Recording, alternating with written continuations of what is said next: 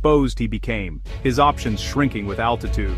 At that moment, Swedish Gripens switched on their radars, appearing as a new threat from the south. The Russian pilots now faced a multi-directional challenge, with no clear escape route. The MiGs were now boxed in. Finnish Hornets to the east, Swedes to the south, and F-35s, Poles and Germans closing from the north and west. The sky, once open, was now a tightening cage. The Russian pilots' options narrowed with every move. Each attempt to break free was anticipated and countered, leaving them with fewer choices and mounting anxiety.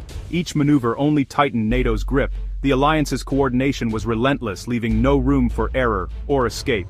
The psychological pressure mounted as the MiGs realized they were being herded with precision. Every radio call, every radar ping, reminded them of the trap closing in. The alliance's plan was working flawlessly.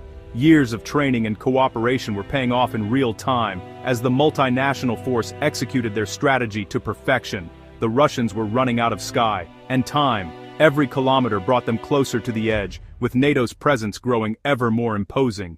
The next phase would push them to the brink, testing their resolve and skill as the world watched this high-stakes standoff unfold.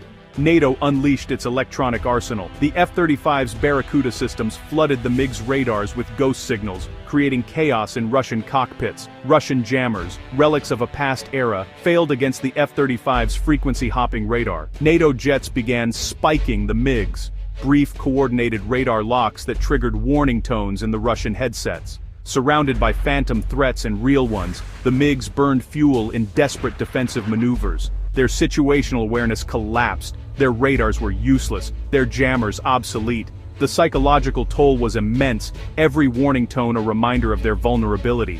NATO's technological edge left the Russians isolated, confused, and running on empty. The digital gauntlet was nearly complete. The standoff reached its climax. Low on fuel and boxed in, the lead Italian F-35 locked its radar onto the Russian leader, a digital gun to the head. The MiG's cockpit screamed a hard lock warning. Escape was impossible. The message was clear. One wrong move meant destruction. The Russian pilot, surrounded and outmatched, faced a stark choice. After a tense pause, his voice broke the silence. Returning to base, the MiGs turned west, heading for Kaliningrad, abandoning their provocation. NATO's unity and technology had forced a retreat, without a single missile fired. The alliance had held the line, de-escalating a crisis on its own terms. The Russian pilots, once bold, now flew home in silence. The world had witnessed a new kind of deterrence.